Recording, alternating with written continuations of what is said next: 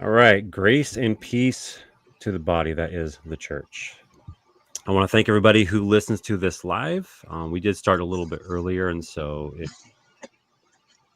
let me. There we go. I forgot I had another screen on. We started a little earlier because we both had some free time a little bit earlier than what we expected. So it will take a few minutes for people to hop in here. And so I'll talk for a few minutes, and then before I do that, actually, Eric, if you want to promote your channel and tell the audience a little bit about your channel, you're more than welcome to. Okay, thank you. So, hi guys, my name is Eric from Defending Adventism, and it's a pleasure to be here to, study and discuss the Word of God, so that we can enlighten one another, as we see the day approaching. So, thank you, brother, for having me. Of course, yes, and I do enjoy having the conversation with you because you are of like-minded with me, and your spirit's like mine. We get along pretty well, and it creates a good atmosphere for a nice, hearty conversation of and study of God's word. So Yeah. I'm gonna actually post your. Let's see if that works. I'm gonna post your. Actually, that didn't work. I'm trying to find the link to your. Oh, there we go. I was looking for the link for your channel so I can link it in the description or the Okay. comments. But yeah, so today is going to be part 2 of our discussion on Daniel chapter 8. And I always insist whenever I talk to an Adventist I've never talked to before, I believe it is important to talk about Daniel chapter 8 with them because I'm going to read a quick quote real quick from Ellen G. White, where let me stop the screen, present the screen, where she talks about that this chapter, especially the Daniel 8:14, is the central pillar of Adventism, and I really do find that to be true. It's right here, Great Controversy, page 409. She says, "The scripture, which above all others had been both the foundation and the central pillar of the Advent faith, was the declaration, unto 2,300 days, then the sanctuary shall be cleansed," quoting Daniel 8:14. Now, that was not only true of the pre-Seventh-day Adventists, so the 1843 Millerite movement, but also 1844 and beyond Seventh-day Adventist movement. And so I always find it important to talk to Daniel 8 first, and then from there we can go and hopefully Eric and I can have future conversations on other doctrines, or we've even thrown around the idea of maybe doing like a reaction videos to different videos on different topics, whether it's the Sabbath or the law or the atonement or what have you. And we might do these on. It's up to Eric ultimately, but we might do it on his channel. There's different ways we can go about doing this, but I think it'll ultimately hopefully create with the Adventist and the non-Adventist a more um, uh, what's the right Uh, word? Go ahead. yeah. Do you mind if I make a quick comment on what you just read from Great Controversy? Yeah, sure. Go ahead. Okay, so I believe it said that Daniel chapter 8 and verse 14 is the central pillar basically of the Adventist faith, and yeah, you said you agree, and I also agree. Um, but at the same time, apart from that, I'm actually happy to be in great company because Paul kind of says the same, almost the same thing. In First Corinthians. Maybe I don't know. Could you pull it up real quick? First Corinthians chapter 15. If you can bring up the Bible, Eastward. Yeah, let me stop sharing. Let me present. You said 1 Corinthians 15. Yes, I find it interesting that Paul says almost the same thing when he's talking about the Christian faith. And why I'm bringing that up is because it kind of feels safe for me to be on the in great company because he talks about, actually I think, is it verse 15? Can you go down to verse 15 and see what it says? 15 or 17. And if Christ, I think, yeah, verse 14. And if Christ has not been raised, then our preaching is in vain, and and faith is in vain. And then Yeah, verse 17. And if Christ has not been raised, your faith is futile and you are in your sins. So why I'm bringing this up is because I pride myself to be in great company, um, because uh, the resurrection of Jesus Christ is actually the central pillar of our Christian faith.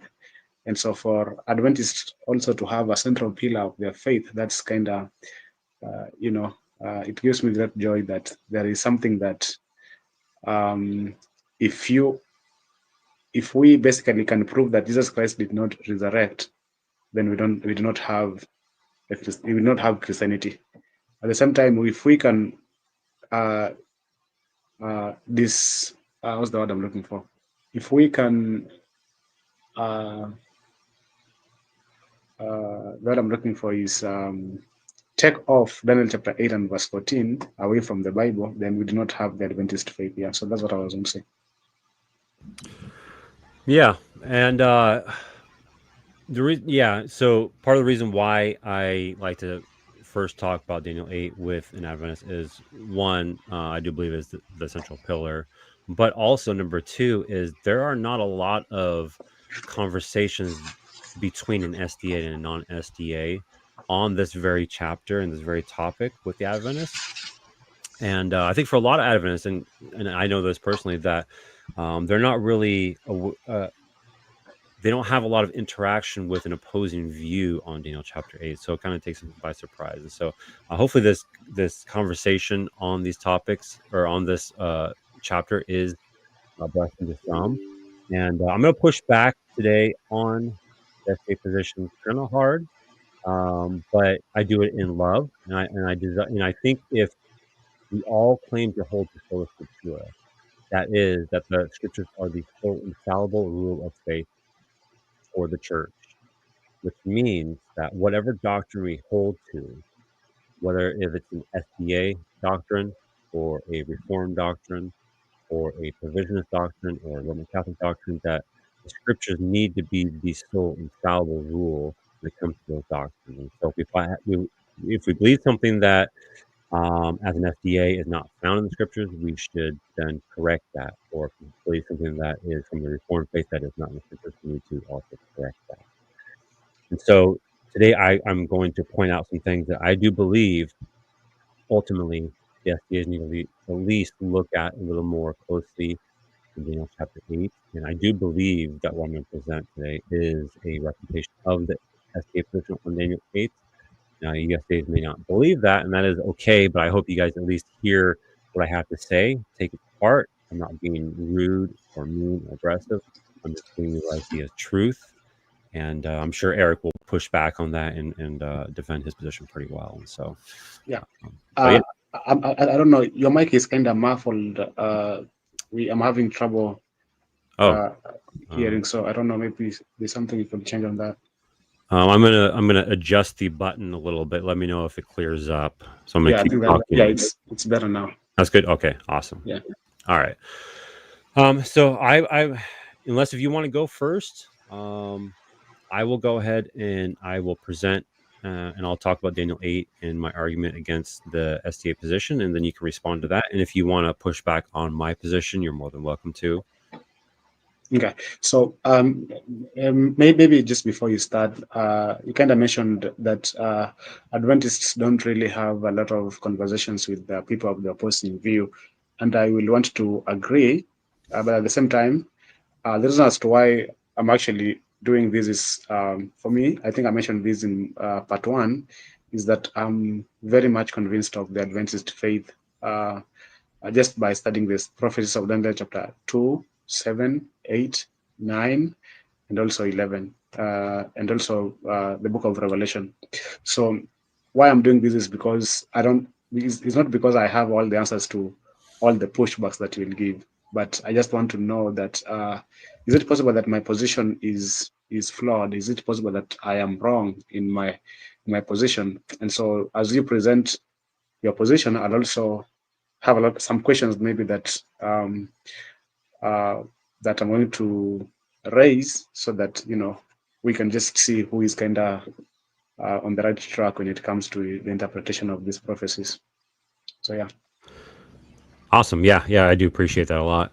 So do you want to go first? Do you want me to go No, first? no, you can go first. Okay. All right. Yeah. All right. Here we go. Daniel 8. So just to kind of recap on our previous conversation, if people did not listen to that, and it's fine if you did not. I presented an argument where I call it the transition argument. So if you read Daniel chapter 2, Daniel chapter 7, and Daniel chapter 8, there is a consistent theme when it comes to the various beast systems, what I call the beast systems. So in Daniel chapter 2, if you recall, there are 4 different types of metals. It goes gold, silver, so on and so forth. Now, we start with gold, and gold is Babylon. And when we see a transition from Babylon, which is what I call a beast system, when it transitions from Babylon to then the next beast system that is Medo Persia, it goes to the metal of silver. So you see a very clear transition from one metal to the next metal. That's called the transition argument. So if we have a beast system that is mentioned, whatever is talked about for the first beast in gold is what happens during the time of the first beast, that is Babylon. Now, if we see, for example, a little horn that rises on, say, the second beast system or the metal silver, then we know that the little horn has to do with and is a part of the kingdom of Medo Persia. In Daniel chapter 7, we see that exact same pattern that happens. We see the lion. And no, this time it's not metals, it's actual creatures or beasts of the field. So we see the lion, we see the bear, we see the leopard, and we see very ferocious, terrible beasts. And so when it goes from, say, the lion to the bear, it is a very clear transition where the new beast system, that is from the lion to the bear, the new beast system, the bear, is represented as an actual beast or a creature. And if we go from the second beast system or Medo Persia, that is the bear, to a new one, that is the third beast system, we see a very clear transition to a new creature that is the leopard. And the leopard represents Greece. Daniel chapter 8 keeps that exact same pattern, although it does not walk through all 4 beasts. And this is on purpose because what the content of Daniel chapter 8 has to do with, it has to do with the little horn of the third beast. Now, how we know that is that the first beast that is mentioned is the ram. We see here in verse 4, the ram. And in the divinely inspired interpretation of this, further on in this chapter, verses 15 through 26, I believe, the ram is said to be Medo Persia. Now, if we want to see a transition to the third beast, we will see a new creature or a new beast that is mentioned. And in fact, we do see that. We see that there is a male goat that comes up and destroys the ram. So the male goat represents the leopard in chapter 7, that is the kingdom of Greece. So there's a very clear transition from the ram to the third beast, that is the goat.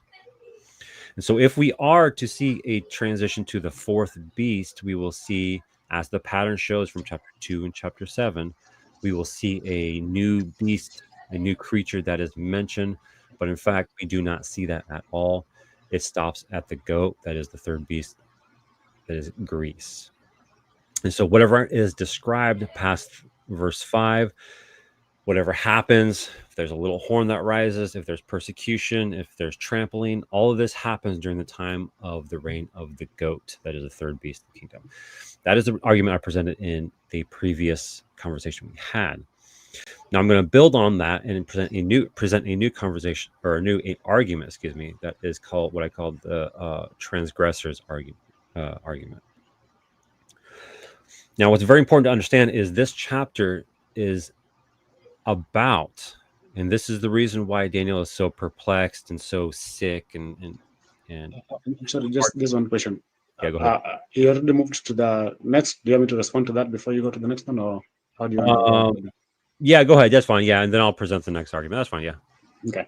So I think now I'm understanding your argument. I don't think I had understood it from the previous video, but either way, I don't think that causes a problem for my position. Okay, so And why I'm saying that is because I think I read this earlier in the first video that studying the Bible is like assembling a large jigsaw puzzle. If you gather just two or three pieces together, it is nearly impossible to discern the entire picture. Perhaps in those two pictures, or but perhaps in those two or three pieces, you can see a horse and you conclude that you are assembling a picture of horses. But a few more pieces reveal a chicken, a cow, and then once you have assembled hundreds of pieces, you can finally see that you have been working on a on a picture of a landscape which includes a city, a farm, and a range of mountains in the distance. So I'm reading that because I believe that studying the book of Daniel is so much so because it has employed what a lot of people have called the repeat and enlarge principle. And so why I believe that a lot of critics don't really um, understand the whole book of Daniel the whole book of Daniel is basically because they are studying Daniel chapter 8 out of isolation. And why I'm responding to that is because you've said that you don't see a transition from um, from what's this from Greece to Rome because we are saying that the little horn is basically the papacy. So I'll ask you this: could you go back to chapter 7, if you don't mind? Yeah, what verse? Chapter 7. Let's read. Let's find verse. What is this? I don't. I think I asked you this last time. In Daniel chapter 7, you said, of course, we all agree. The lion is Babylon. The bear is Medo Persia. The leopard is Greece, right? Yeah, Did we agree what the fourth beast is? it's Rome. Rome. Okay. Rome, is that in phases or just one? Just like um do you see Rome in two phases or is just Rome? Most likely two phases, but I'm not 100% either way. But it is Rome, regardless. Okay. So why I'm asking that is because if you go to verse, let me see, verse 8. Could you read verse 8, please? Yeah, it says, and I considered the horns, and is this King James? Yeah, thank you. I considered the horns, and behold, there came up among them another little horn, before whom there were three horns of the first horns plucked by the roots. And behold, in these horns were eyes like the eyes of a man, and a mouth speaking great things. Do you see that this is a transition between from pagan Rome to papal Rome? Because if you say the fourth beast is Rome, Rome is in two phases. We had pagan Rome from when Rome came uh, into reign until about was it 538 AD when Rome now had a pope. So we say that the fourth beast is in two phases. The first phase is pagan Rome, and then the second phase is papal Rome. Do you see that? Um, yeah, that I'm okay with that. But I would not see a transition from the fourth beast to a new beast with the little horn. It is still the fourth beast. Okay. Oh, okay. Yeah. Okay. I see what you're saying. Okay. So then, my response to that will be if we go back to Daniel chapter 8, verse 1. Let's read verse 1. It says, in the third year of the reign of King Belshazzar, a vision appeared unto me, even unto me, Daniel, after that which appeared unto me the first. So just from that first verse, I can, if I go into the mind of Daniel, it's as though he's already told us that in chapter 7 there's already a vision that has appeared to him. So now the second vision, now this vision that is going to have now is kind of going to give more information on what he had seen in chapter 7. So for me, the way that I'll respond to that is because chapter 7, Daniel has told us all the kingdoms that are coming into reign, and he has mentioned a little horn.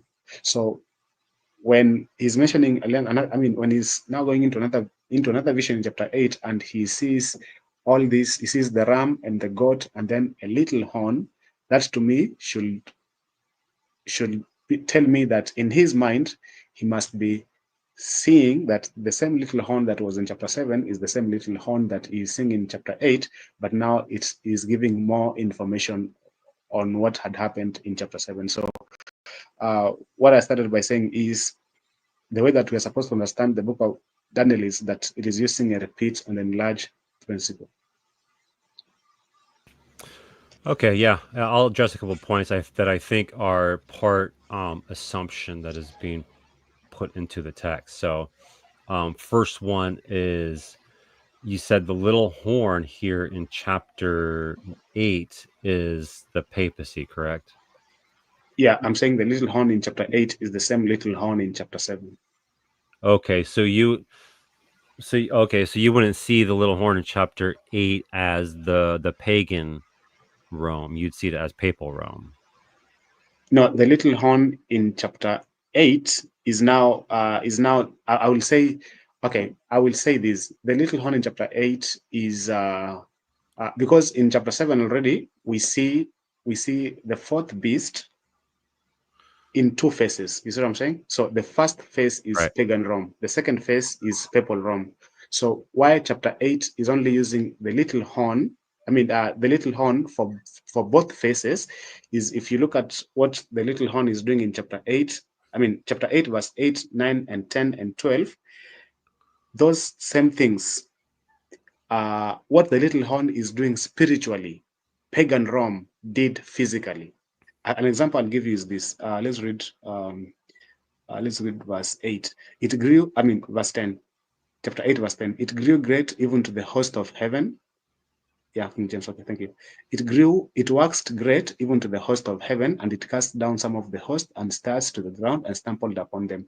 Yeah, he magnified himself even to the prince of the host. So, why I'm saying that the little horn in chapter 8 is now the whole kingdom of Rome, but now it is explaining what Rome did both physically, because it waxed great to the prince of the host. We know that it's Rome that crucified Jesus. Okay, and then now when the little horn is coming into the scenes, that same little horn is still magnifying himself even to the prince of the host by taking his place in the sanctuary. So why I'm saying that in chapter 7 we have the fourth beast in two phases.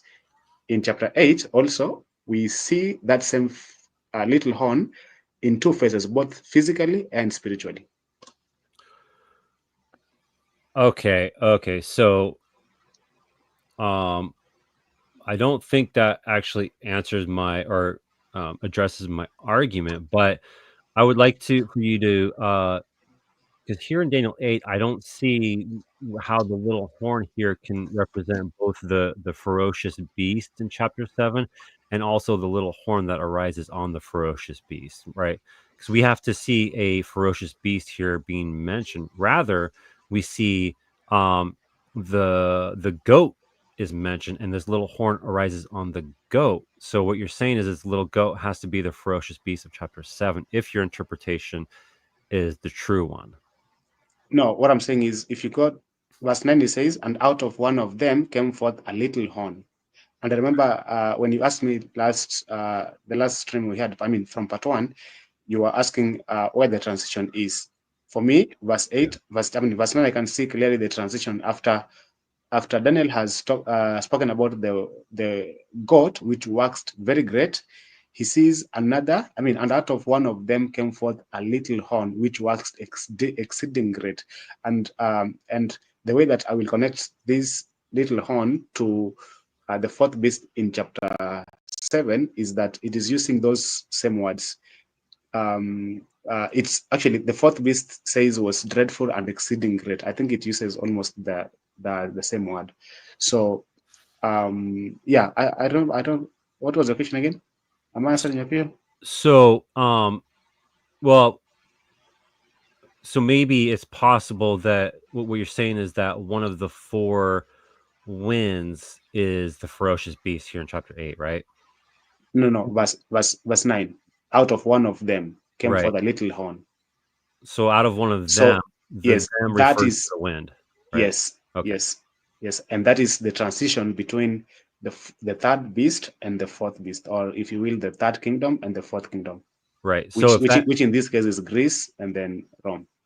okay, yeah, yeah. So if that is true, and if I'm following, that means that one of these four winds is the ferocious beast of chapter 7, correct? No, the way I will interpret one out of the four winds is the four directions of heaven, which is the north, south, east, west. That's how I will interpret that. Okay, Out so of the four there is winds of heaven. so then you would acknowledge that there is no fourth beast that is mentioned here in chapter 8 then, right? Chapter 8, Yeah. the fourth beast or the third beast. Remember, chapter 8 does not mention Babylon. So chapter 8 is only talking about, in my opinion, is talking about three kingdoms, which is Middle Persia, which is the ram, goat, and the little horn. So Right. which is three kingdoms, not four. Okay, yeah. So I'm just trying to establish where the fourth beast is mentioned in chapter 8 because in chapter 7 it's very clearly mentioned there's the ferocious beast, and then on top of the ferocious beast's head a little horn arises, whereas here in chapter 8 this little horn arises on top of the goat, and the goat is not the ferocious beast of chapter 7, and you agree with that, and yet the little horn here in chapter 8 arises on the goat. And Okay. so you have to say either there is no ferocious beast, or there's no fourth beast that is mentioned in chapter 8, or possibly one of the four winds you could say is the ferocious beast. Is what? Okay. I think one mistake you're making is here you are reading something into the text which is not in the text. You are saying that the little horn is on the goat. It doesn't say that. The text does not say that. The text says uh, out of one of them came forth a little horn. The little horn is not on the goat. Okay, so yeah, okay, gotcha. So I'll explain that here. Um, so in the divinely inspired interpretation of the symbols that were mentioned in verses 1 through 14, Mhm. it says the angel says, "Behold, I will make known to you what shall be at the latter end of the indignation," for it refers to the appointed time of the end. "As for the ram that you saw with two horns, there are three kings, these are the kings of Media Persia. And the goat is the king of Persia, and the great horn between his eyes is the first king. As for the horn that was broken, in place of which four others arose." So these four others arose on the goat still, correct? Yes, I Okay. agree. Yes. Mhm. Okay, awesome. Four kingdoms shall arise from his nation, but not with his power. At the latter end of their kingdom, so their kingdom still refers to these four kingdoms, correct? Yes. Okay. So it's still in the time of the third of the goat, of the third beast of Greece. At this time, at the latter end, when the transgressors have reached their limit, a king of boldface, one who understands riddles, shall arise. Now, is that the little horn? Yes. Okay. So we just established that during the time of the goat, even though it's at the latter end of the goat's life, it was still during the time of the goat, the little horn arose. That's why I say what I say. Okay. So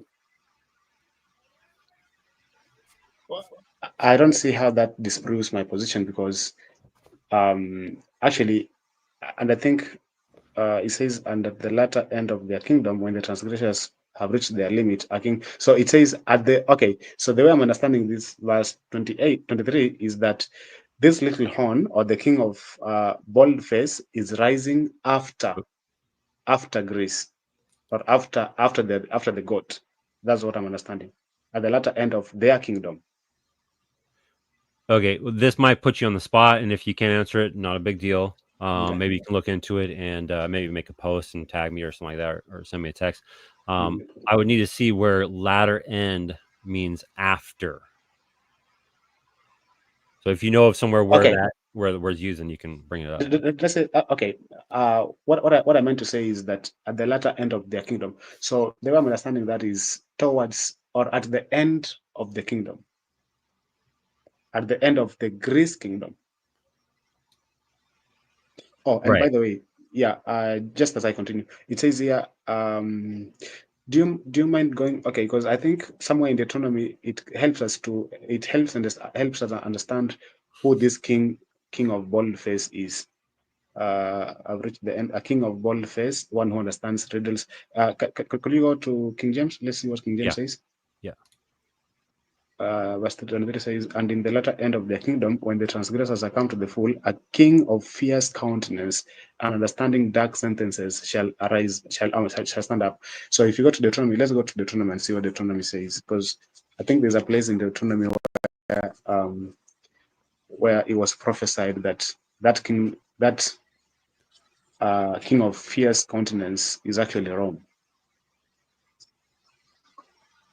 Deuteronomy. Let me get the exact verse.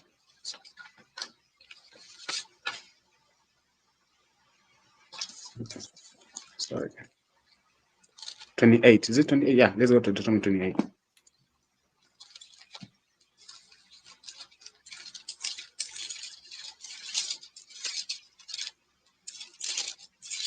I'm trying to get the verse. Yes, Deuteronomy 28. Let's read from verse 47.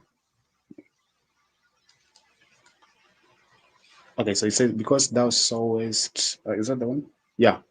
Uh, because thou servest not the Lord thy God with joyfulness and with gladness and of heart for the abundance of all things. What it says, therefore shalt thou serve thy enemies, which the Lord shall send against thee in hunger and in thirst and in nakedness and in want of all things, and he shall put a yoke of iron upon thy neck until he have destroyed thee. So I think for me, this Moses is giving a prophecy or a description of the destruction of Jerusalem.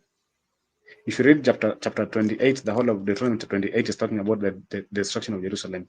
It says here, verse 49, the Lord shall bring a nation against thee from afar, from the end of the earth, as swift as the eagle flieth, a nation whose tongue thou shalt not understand. Then verse 450 says, a nation of fierce countenance. Did you see that? A Yeah. nation of fierce countenance. So from what it says, and he shall put a yoke of iron upon thy neck until he have destroyed thee. If you go to the visions of Daniel chapter 7, I think it's Rome which is described as iron. So when he says he shall put a yoke of iron upon thy neck until he have destroyed thee, that is this describing the destruction of Jerusalem by Rome in AD 70. What do you think about that? I've heard that before. I haven't actually thought about it too much, to be honest with you. I think it's a stretch to say. Let me go back to Daniel real quick. 8. Now, let's see, verse 8. Now, Yes. there's going to be more stuff that I'm going to bring up in my next argument that will show you why it's I think impossible for it to be speaking of Rome in any way, shape, or form. But it's still at the latter end of their kingdom, and their kingdom still refers to the goat. So that means that at the latter end of the life of the goat, this king of boldface arises. And so if we think about at the time period of the latter end of the goat's life, it can be roughly around 150 BC to about 50 BC. That's rough. That's towards the latter end of its life. So that means around this time, this little horn is going to arise and is going to destroy mighty men and people who are saints, and fearful destruction shall come. Now we know that that didn't really happen from Rome to the Jews at that time. That happened in 70 AD. Mm-hmm. Time is off if we're going to say that's Rome. But what I was trying to point out to you when bringing this up is that you said the little horn in 8 verse 9 was two phases, pagan and papal Rome. But Yes. it can't be papal Rome because papal Rome is still not for another 500, 600 years from when this happens, from when this starts to happen. And so it has to be, at the very least, if you're going to take your position, it has to be at least pagan Rome. It can't be both pagan and papal. I think that is reading too much into the text, a position that is just not there. So I mean, I don't obviously don't agree with it, but from your position, it would be makes more sense to say that it is pagan Rome and not papal Rome. And I think the Okay, commentary, your church's commentary says that. I think I have to okay, pull it out. okay. So in that case, then, if your argument here is that the little horn is Antiochus Epiphanes, right? That's your argument. Well, yeah, Antiochus. Yep.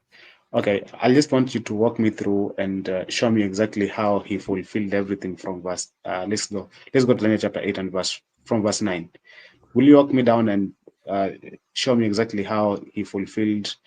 Yeah, from verse 9. Just walk me through it until verse 14. Yep. So out of one of them came a little horn. So a little horn, I believe, is Antiochus Epiphanes the fourth, which and he grew exceedingly great towards the south, towards the east, and toward the glorious land.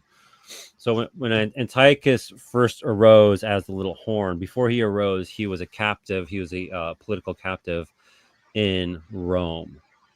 Rome had taken him captive because his father was actually pretty good at what he did. He conquered a lot of land, won a lot of battles, but he ended up getting captured by Rome. Let me see, but through, and I forget some of the details. I have to read all these details again. It's been a while, but through deceit. Now, Antiochus was actually very charismatic. He was able to talk his way out of a lot of situations.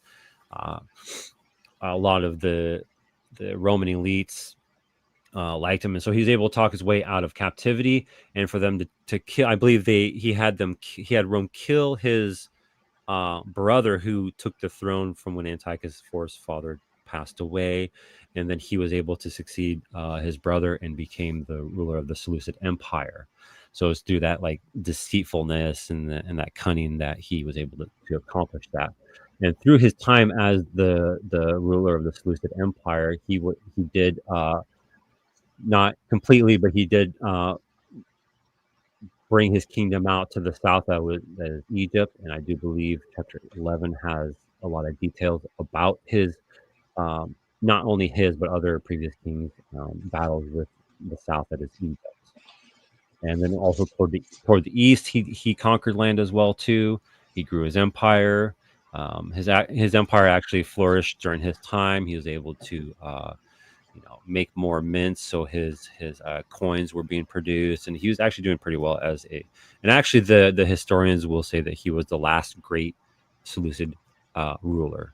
After him, all the other rulers of the Seleucid Empire just kind of sucked and caused the empire to fall. And toward the glorious land, which this is what the vision itself is about.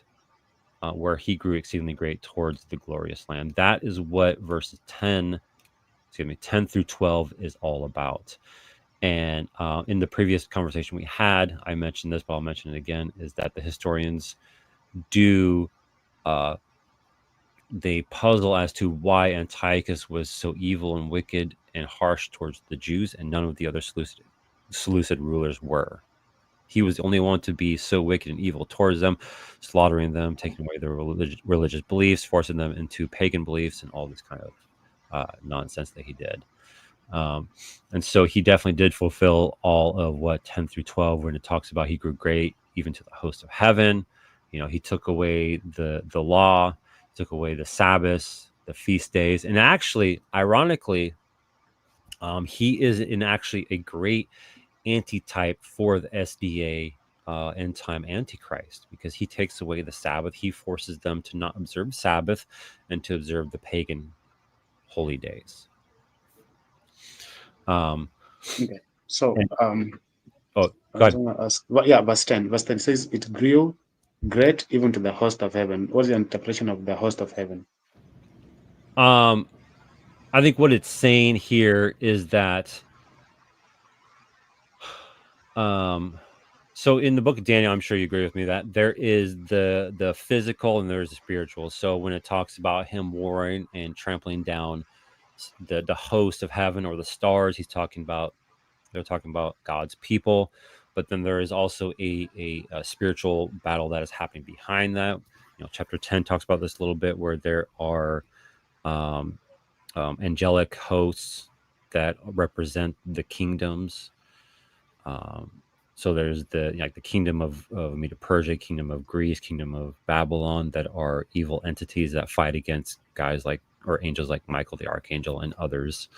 Um, and so I think that's a kind of a play on that. But when it says, when he took some of the hosts and some of the stars and threw it down to the ground, I think it's referring to both that physical and that spiritual battle that is happening at the same time.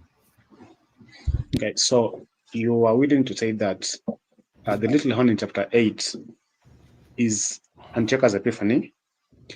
And what I'm saying is that the little horn is the papacy, or if you will, Rome in both faces. Um,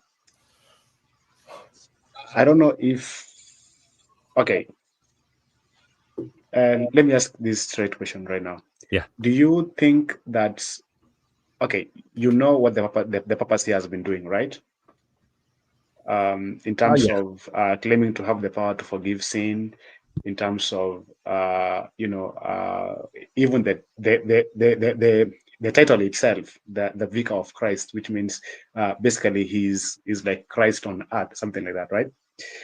Um, do you think that it is mentioned anywhere in the book of Daniel or Revelation? What, Rome? No, the papacy, yeah, Rome or the papacy. Um, I'm not 100% if the papacy is um the end time antichrist. It may be. At the very least, I think that they will play a part in the end times, in a negative sense, in a bad sense. To what extent, I'm not 100% right now. But it's possible. Yeah, I'm not against it. Okay, so could you go back to chapter 7 for a little bit, Sure. so I can just show you something? Because, like I said, I am so convinced of this position, and the position is that the little horn, especially in chapter 7, is actually the papacy. The papacy. So let's go back to let's go down to verse 25 and see. Yeah, 25. It says, and he shall speak great works, I mean, great words and against the Most High, and he shall wear out the saints of the Most High. Okay, yeah, saints of the Most High, and think to change times and laws, and they shall be given unto him, unto his hand for a time, times and dividing over time. Uh, what do you understand this to be? How do you interpret this? The little horn. This is basically, it's talking about the little horn in Daniel chapter 7. I don't have an interpretation right now, so Okay. I mean, Okay. I can even grant your position 100% on this, and that's fine with me. Okay, so why I'm bringing chapter 7 here is because the papacy is fulfilling every single part of Daniel chapter 7, of the little horn of Daniel chapter 7. He says they speak great things against the Most High. And why I asked you if the papacy is mentioned anywhere in the book of Daniel or Revelation, that's what I was really hoping you will point me to Daniel chapter 7, because this is clear as day. He shall speak great words against the Most High. If you got to, also Revelation chapter, I think it's chapter, is it chapter 13, where it talks about the beast also, that has almost all the components of these four beasts in Daniel chapter 7. It says that on his head it had like a name speaking blasphemies, and the way that the Bible interprets blasphemies in the is the things that I've mentioned earlier, claiming to have the power to forgive sin, and a man making himself to be equal to God. So without a doubt, Daniel chapter 7, the little horn of Daniel chapter 7 is most definitely the papacy. So the way that we have connected this is because now if you go back to now to chapter 8 now, it is giving more information, because like I mentioned earlier, the books of Daniel chapter 7, the whole prophecies are one prophecy giving more information on the other prophecies, and that's why I can even clearly say, chapter verse, like, let's say like verse 11, he says, yeah, he magnified himself even to the prince of the host. And I don't know what your interpretation of the prince of the host is, but the prince of the host to me is Jesus Christ. So the way that the papacy magnified himself even to the prince of the host, number one, like I said, because the little horn here is in two phases. Rome magnified himself even to the prince of the host. It's Rome that crucified Jesus.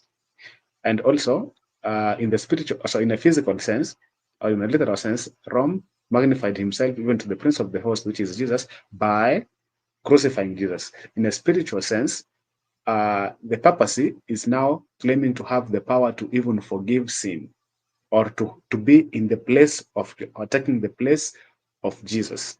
You know, so verse 11, he magnified himself even to the prince of the host, and by him the daily was taken away, and the place of his sanctuary was cast down. So the way that I understand that is that it is only the papacy that can fulfill this, and not Antiochus Epiphanes.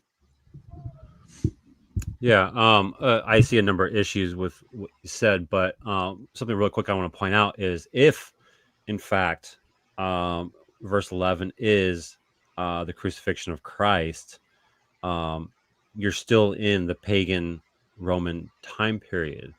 And so what happens in verses 10, 11, and 12 is during the time of pagan Rome and not papal Rome. So this still cannot be referring to papal Rome in any way, shape, or form. You see what I'm Okay, saying? yeah, I see what you're saying, but for me, if you look at the the kingdoms of chapter 8 is talking about the first beast we are seeing here is the ram. The second beast is the goat. And the way that I'm understanding this is that chapter 8 is a repeat and enlarge on all the prophecies that have come before it.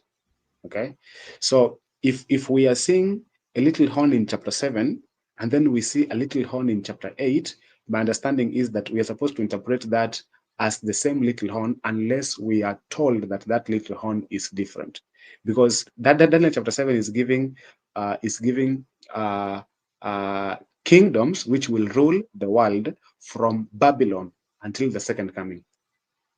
The same thing is happening in chapter 8. These kingdoms are ruling until the second coming of chapter 8. And I think, like I pointed earlier from part 1, was the way that the fourth beast is destroyed in chapter 7 and chapter 2 and chapter 8. The fourth beast, which is Rome, is destroyed the same way. Chapter 2 says the fourth beast was destroyed, was broken or destroyed without hand.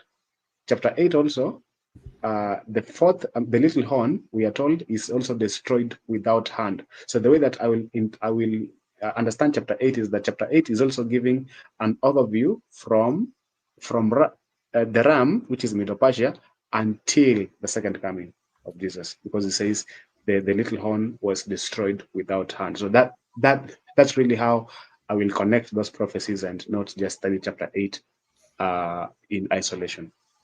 Yeah. So real quick, chapter 2, I thought the feet or the statue was destroyed by the rock hitting the statue, whereas the rock was formed without human hands. So there's not really that connection other than similar language being used, right? Let's go If I there, remember see what it correctly. says. Let's go to chapter 2. Yeah. Read from verse. What is this verse?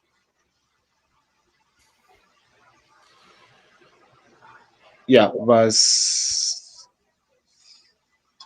Let's go to verse around 40, 44. Is that 44?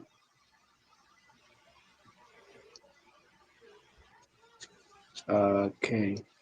If you can find the phrase I'm looking for is the stone cut without hand destroys the image. Yeah, verse 45. For as much as thou sawest, 45. For as much as thou sawest that the stone was cut out of the mountain without hands. You see that expression there used, without hands?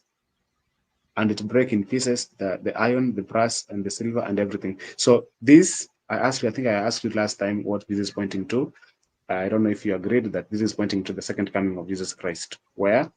It No, is him who destroys all these other kingdoms that have ruled. Okay, and so chapter 8 also uses the same verbiage, without hands, because it talks about the little horn now destroyed without hands. So for me, that's how I will try and connect these chapters, because I don't really believe these exact verbages are used just to kind of confuse us, or they have like a different meaning or something like that.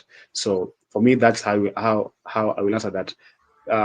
Chapter 2, we see exact verbiage. The fourth beast is destroyed without hand. Chapter 8, the little horn is destroyed without hand, and that to me is describing the second coming. Okay, so a question for you then: if we can use that kind of interpretation or hermeneutic, I should say, if we see the phrase "without hands," and if we see that phrase used somewhere else, then it needs to be referring to the same thing. If No, we I'm use talking. that, go Um, ahead. yeah, the way I answer that is like I said earlier. Daniel chapter 2, chapter 7, and chapter 8 are talking about the same vision. So God is showing Daniel the same vision, but using different illustrations. So if he's talking about the same vision and is using the same verbiage, then yes. But okay, because this is what we're talking about context. But if you go to the book, like let's say Ezekiel, and you see a word used without hand, you can't just assume that. You can't take the meaning of Daniel and then bring it here. What I'm saying is the context of the whole book of Daniel chapter 8 is Daniel being shown visions, the same vision, but using different illustrations. And all these illustrations are adding, basically, is giving repeat and enlarge. So chapter 2 is using the image, chapter 7 is using beasts, chapter 8 is also using the same beasts. And so if we see that in the whole of these visions, which is giving a transition of kingdoms, and the exact verbiage is used, and all of them are actually given from the time they are ruling until the second coming. That's how I'm connecting them. I'm not just picking an expression out of context. I'm talking about chapter 2, chapter 7, chapter 8 are talking about describing events, our kingdoms that are ruling from the time of Babylon until the second coming. That's why I'm taking those exact verbiages out. Yeah, yeah, I follow that. Yeah, I wasn't meaning to imply that you're just randomly taking words and applying them, but so in the context of Daniel, then you would agree that if Daniel chapter 2, 7, and 8 show a certain pattern, that that pattern needs to follow, right? Yes. Because they're the same visions. Okay, so Yes. And also, sorry, I'm sorry to cut. No, I don't mean to cut you like that. And also, and I know this has also brought another contention. But if you also go to Daniel chapter 11, I don't think we have time to go to Daniel chapter 11. And another expression that has been used in Daniel chapter 11 is this term "stand up." So every time you see in the book of Daniel, the word "stand up" being used is basically a transition between the last kingdom and the next kingdom, and that basically says "stand up" is a new king is beginning to reign. So the way that I interpret that is, if you see an exact or an expression used in the whole book of Daniel, the way that I use that is we are supposed to understand that as the same thing. okay, so then you'd agree that if there's a pattern that is set between the visions of 2, 7, and 8, then that should follow in all the visions, right? Yes, yes, Okay, so then that pattern I showed you earlier with the four with the transition argument, you would agree with that? I'll agree with that. I will agree with that. But again, uh, my counter argument will be the little horn that is appearing in Daniel chapter 8 is not the first time it's appearing. It has appeared on in Daniel chapter 7.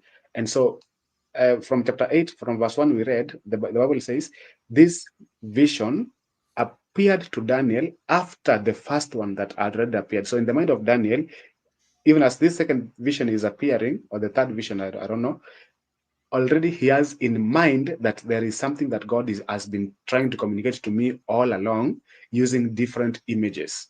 So if he's using different illustrations, but then in chapter 8, he's using the same exact verbiage of the little horn, the way that I'm supposed to understand that is that this little horn is the same little horn in chapter 7, unless otherwise I am told.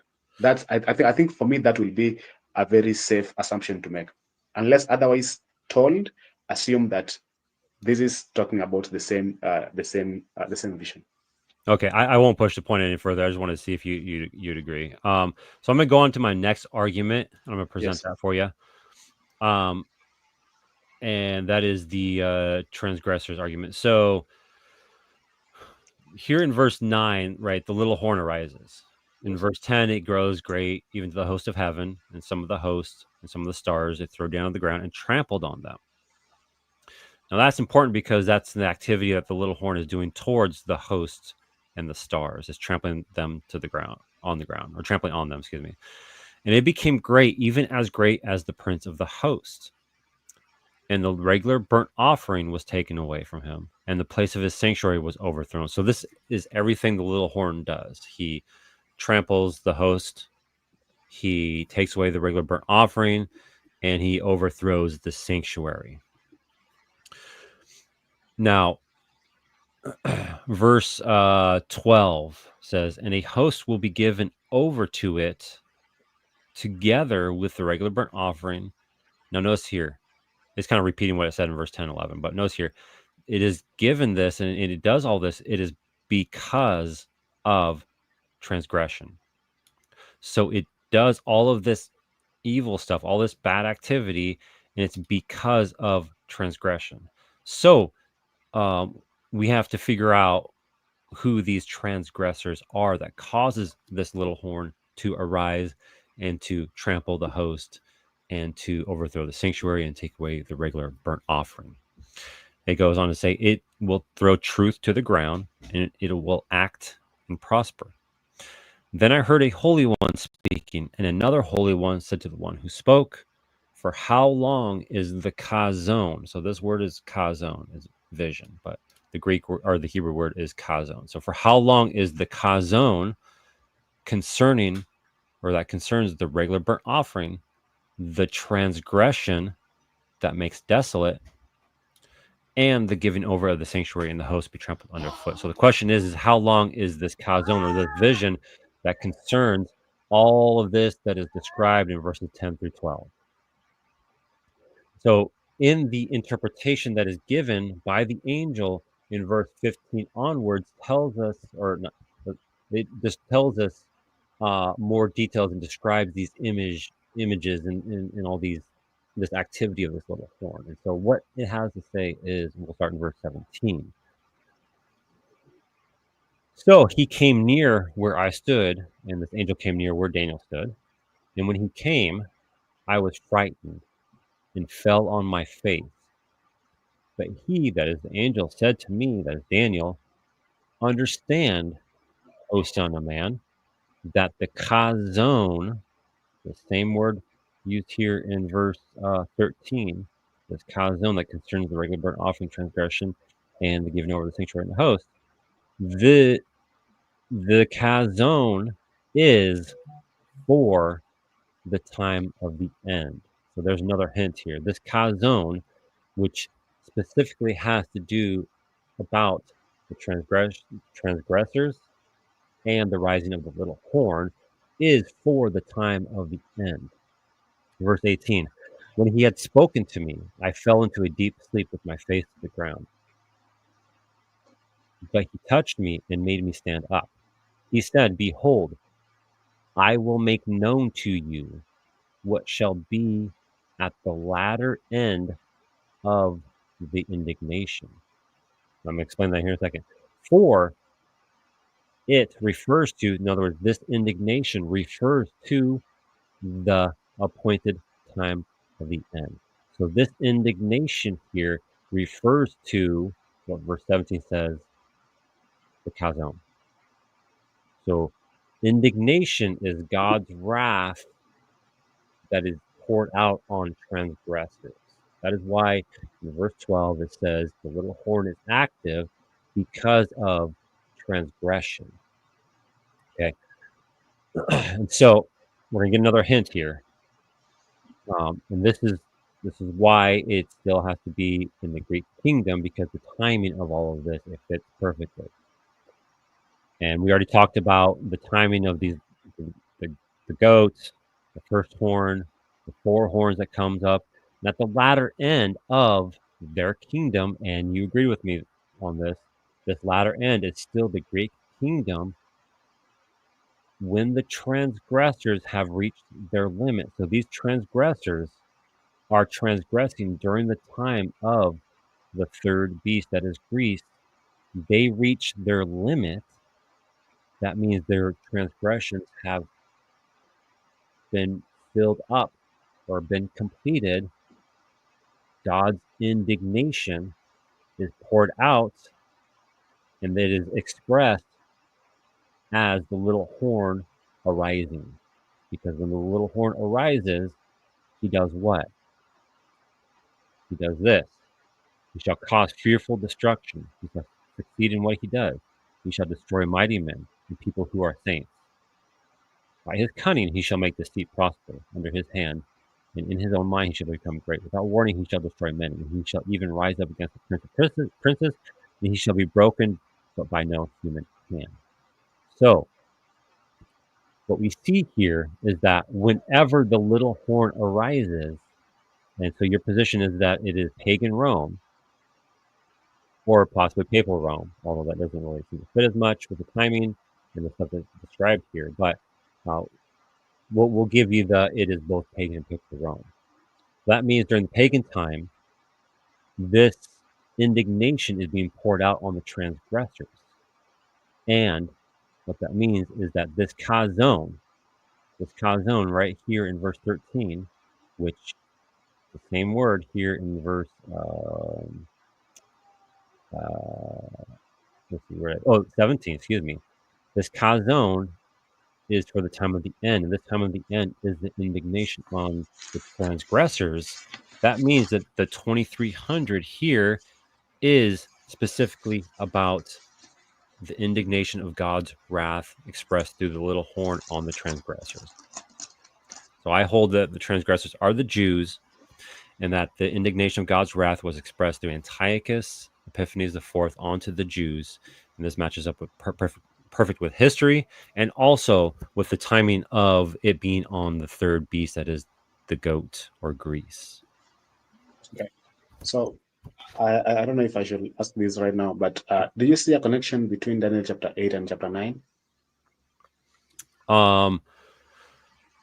No, because Daniel 9 is about what happens during the fourth beast. So whenever whenever events happen in a vision, it needs to be connected through the time of whatever beast is reigning at that time. So what I see here in Daniel chapter 8 is the activity of the little horn happens during the time of the third beast, and that would be in chapter 7. That would be the leopard, and then in chapter 11 it is talked about as well too, or in chapter 2 it is is it iron? I'm forgetting on the top of my head, but it's the metal after silver. That is the time of when what happens here in verses 9 through 14. That is what the 2300 refers to as the time of the Greek Empire. Do you think that when Daniel is being told this vision, especially the 2300-day vision, do you think he understands it? Does he understand? Does he understand it?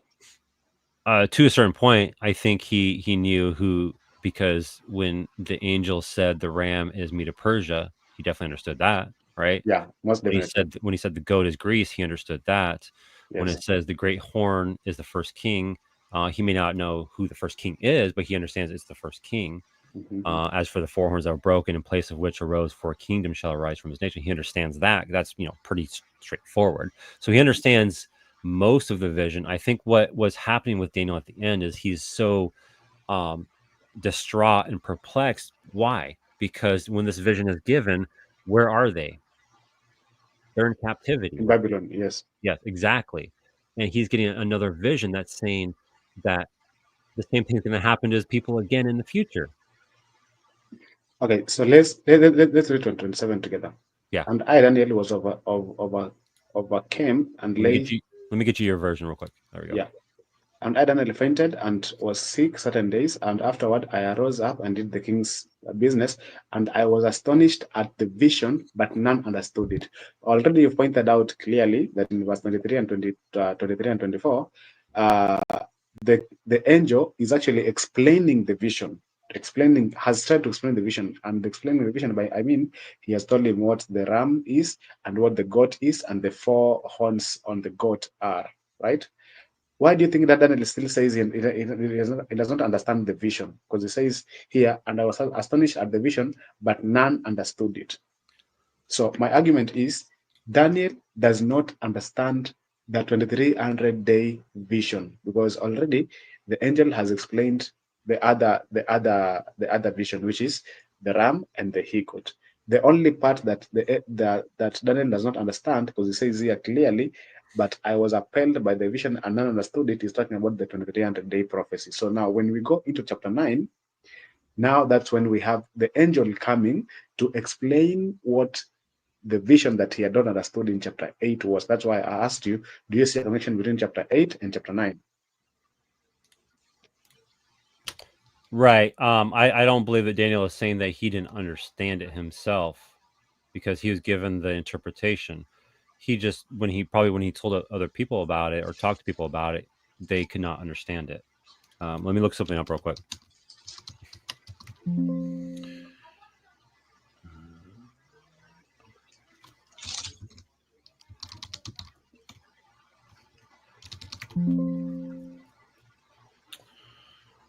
Trying to find. Let me see. Let me see. Okay, here. Um. So in Daniel 1, verse 17, Mhm. as for these four youths, God gave them learning and skill in all literature and wisdom. And Daniel had understanding in all visions and dreams. What do you think that means? Uh, I think that means, in as much as God allowed it, Daniel had understanding of visions, the visions that he was seeing.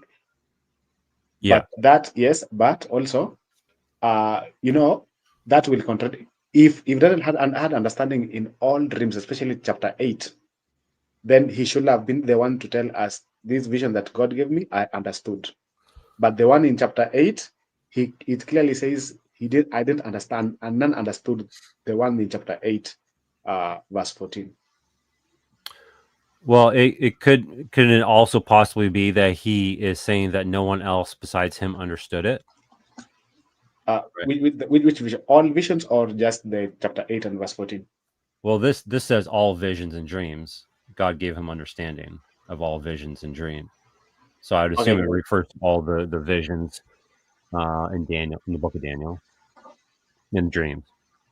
The way that I will understand that God actually says God gave them understanding and skill in all literature. Okay, so you remember when the king had the vision, right? And he called all those people to kind of explain what the vision was, right? Yeah. Okay, I'm forgetting how this went, but did did the king tell Daniel uh, what he had dreamt, or it's Daniel who came to explain to the king what he had dreamt? Well, if I remember correctly, God gave him the understanding. Yeah, so God gave me the understanding through a vision. So Yeah. uh, uh, when the king is calling Daniel into his presence to tell him, I had a dream, but I forgot it, Daniel did not immediately be like, okay, no, oh, you didn't understand it? I think I understand what it means. No, Daniel had to go and pray and ask God to show him the vision so that he can be able to interpret it. Even after God had shown him the vision, God still had to give him the interpretation. So I agree that Daniel had understanding in all visions, but it's only God who was giving it to him. If God had not given him the interpretation, he will not understand anything. And I believe in chapter 8, this specific vision of chapter 8, he didn't understand that, because when the angel comes in chapter 9 and verse 17, the angel clearly says, now I am sent to give thee understanding of the vision that was shown in chapter 8, but he didn't understand. Is it chapter 8 or was You said chapter chapter 9? chapter 9? Yeah. I'm sorry, verse 23, 33. Yeah. At the beginning of your pleas for mercy, a word went out, and I have come to tell you for thou art greatly loved. Therefore, consider the word and understand the vision. So, what is about to tell him right now is the vision, which chapter 8 ends by telling us, I none understood this vision. And he's still praying because he wants to understand that vision. Then God sends the angel to come and explain it in chapter 9. That's why he says, now I am sent to explain to you the vision. Then he says, now understand the vision. Then he starts by saying, 70 weeks are determined upon thy people and upon thy holy city. So the way I understand that is chapter 8 and chapter 9 are connected, because when the angel comes in chapter 9, he is actually explaining the vision that Daniel had not understood in chapter 8, which is the 300-day prophecy. That's how we connect chapter 8 and 9.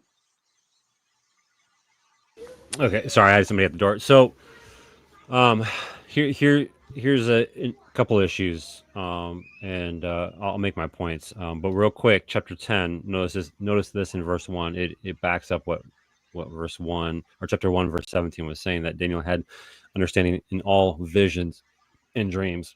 It says, in the third year of Cyrus, king of Persia, a word was revealed to Daniel, who was named Belteshazzar.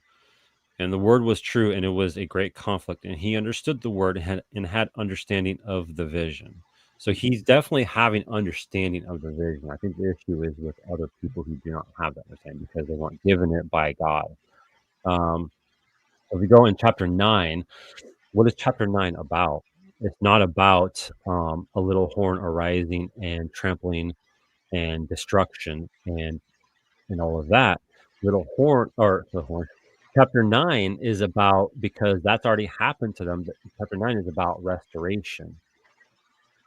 And so Daniel's prayer in verse 1 and 19 is God is, or Daniel is pleading to God, saying he knows the time is soon. He doesn't know when exactly. Jeremiah talks about it, and other books of the Bible talk about it. He's saying, Lord, we know we did wrong. Our sins, our wickedness, our evil, we've been made desolate because of that. Forgive us of our iniquities. Restore us, restore the land, restore the temple, the sanctuary, make your name known amongst the people. So his plea is for restoration. And so Gabriel is sent because of that. It says, um, hold on one second. Okay. Yeah, just go ahead and yeah, that's fine. Yep. Uh, we'll start in verse 18. It says, oh my God, incline your ear and hear, open your eyes and see our desolations in the city that is called by your name. For we do not present our pleas before you because of our righteousness, but because of your great mercy. So very clearly, the plea is, restore us, God, back to our rightful place, although it is not based upon our righteousness, but on your mercy. O Lord, hear. O Lord, forgive. O Lord, pay attention and act. Delay not for your own sake. Oh my God, because your city and your people are called by your name. While I was speaking and praying, confessing my sin and the sin of my people Israel, and presenting my plea before the Lord, my God, for the holy hill of my God, while I was speaking in prayer, the man Gabriel, whom I had seen in the vision at the first. So, in other words, in the previous vision, it's the same Gabriel, is what he's saying. He came to me in swift flight at the time of the evening sacrifice. He made me understand, speaking with me and saying, oh, Daniel, I have now come out to give you insight and understanding on what? On what was said previously, is that we are desolate and we need to be restored. He's going to give him understanding about that, when that's going to happen, what that looks like, what the future looks like in that particular aspect. He made me understand, speaking with me and saying, oh, Daniel, I read that, excuse me. Verse 23, at the beginning of your pleas for mercy, a word went out. So in other words, at the beginning of your pleas, so verse 1 through 19, at the beginning of your pleas for mercy, a word went out, and I have come to tell it to you, for you are greatly loved, which is, that would be incredible to hear alone right there, but from the angel Gabriel, that you're greatly loved. Therefore, consider the word and understand the vision. What vision will that be in your And that understanding? refers to verses 24 to 27, which is the understanding that is given to Daniel. No. Can you go back to 23? Yeah. When it says, therefore consider the word and understand the vision. What vision will that be? It is what is 24 to 27. Oh, that's understanding of that. So yeah, that's the mare. The word for vision is mare, and that's important. You guys do point out kazon and mare a lot. This is the mare of, um, or the understanding of. So the mare of the restoration that God is going to give to His people, not just right when the 70 years ends that Jeremiah speaks of, but also of future restoration when the Messiah is to come. That's Yeah, the I know. understanding He's giving to I, them. I know. What I'm asking, he says, when he says, therefore consider the word and understand the vision. Yeah, What is that vision that he's talking about that Daniel needs to understand? Is that it's something that he has not mentioned or something that has been previously mentioned? no, that's the mare. The vision for the word that is called mare. That it means it is understanding that is being given to him by a visionary being, by an angel, and that is Gabriel. So you don't see that in if chapter 8 is ending by Daniel is saying, but none understood the vision, but then he says, therefore consider the word and the vision. You don't see the connection that now this angel is coming to explain to him the vision that he had not understood in chapter 8. No, because I don't, and here's why: because there is no connection with what is talked about. Daniel 9 is about restoration and the coming Messiah. Daniel 8 is about what transgressors being punished. Okay, so when he says 70 weeks are determined, he says here decreed. Yeah. What's the original word? Because I mean, the languages I'm using right now, I'm pretty sure you've heard them because this is really what is establishing the Adventist faith. When it says 70 weeks are determined upon thy people and upon thy holy city, how do you understand that? 70 weeks are Because our understanding is that those 70 weeks must be cut off from the larger portion, which is the 300-day prophecy. right. 70 weeks are decreed, or 77s are decreed about your people. In other words, there's a period of time called 77s or 70 weeks that are decreed about your people and your holy city, and it is to do these 6 stipulations, which is to finish transgression, put an end to sin, atone for iniquity, everlasting righteousness, seal both kazon. Notice that, seal both chazon and prophet, and to anoint a most holy place. So there's 77s that are to take place, and then when the last 7 happens, all of these 6 stipulations are completed. Okay, so you're saying the 70 weeks has nothing to do with the 300-day prophecy? I The mean, the 23. 300 days, which is in chapter 8. Um, no, they're not directly connected. No, but the 77 span from 457 BC up until the first century. So during that time, during the time of the third beast, the 2300 happens.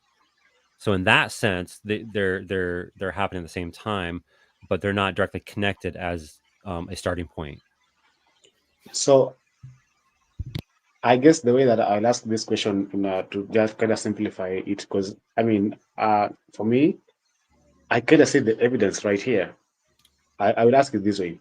Do you think the SD position is something that has been stretched, or do you see a possibility that chapter 8 and chapter 9 could be connected in that when you say 70 weeks are determined, and that word determined is cut off, 70 weeks are cut off, which is 70 weeks of, I mean, 70 weeks, which is really a smaller portion, is cut off from the larger portion. And so the way that we've come up with that interpretation is uh, when it says, "No, therefore understand that from the going forth of the commandment to build and restore Jerusalem," that is giving the starting point for both prophecies. Do you think that is us stretching it, or there's a possibility that that interpretation could be correct? Um, um, Is there a possibility that that interpretation could be correct, or we're just making stuff up? well, I mean, we can. So when I want to be kind of generous. Definitely I guess you could say a quote unquote possibility, although I would say very slight possibility because thank you, because the two visions are about two very different things. You can't have a starting point for desolations and a starting point, an exact same starting point for restoration. Both those can't happen at the same time with the same people in the same group in the same city in the same temple. But the way the SDAs do use certain points of it being Gabriel, and Gabriel saying, "I'm here to make you understand the vision," and then they point to the word kathak, which is well, it does need to be pointed out that the word kathak, which is decreed or cut off, is what's called a hapax legomenon, which means it's a single-use word in the Old Testament. And so it's whenever there's a single-use word or a hapax legomenon, it's you always want to be cautious on how you use that word, because there's no other examples you can look at in the Old Testament for how that word is to be used. You can look outside the Old Testament and you may get an idea, but it doesn't mean it has to be that exact idea. And so I think when the word decreed, I think that's a perfectly good time, because in fact, when God says there are 77s, that means that it is a decreed amount of time that is to happen or to take place, and for these things, these six stipulations to take place. And so decreed, when God sets that time prophecy, decreed is absolutely perfect. But I guess I could say, being generous, that there is a possibility, but again, I would say a slight one. Okay. So, okay, actually, I think I was meant to ask this. Could we go back to chapter 8 and verse 14 for a minute? I just need you to just need you to explain to me what your understanding is. Because it says here, and he said unto me, unto 2,300 days, then shall the sanctuary be cleansed. What is your understanding of, how do you understand that? What is it that was going to happen at the end of the 2,300-day prophecy? And um, and how do you understand when it was supposed to end? Because this vision has no starting point, no end. I want you to imagine that you are living in the time of Daniel, and you need to understand this vision. How will you understand that there's a time prophecy that has been given? At the end of this time prophecy, the sanctuary will be cleansed, or whatever word you want to say, cleansed, restored to his justifiable, rightful place and stuff like that. How will you how exactly did it happen if you're saying the little horn is Antiochus Epiphany?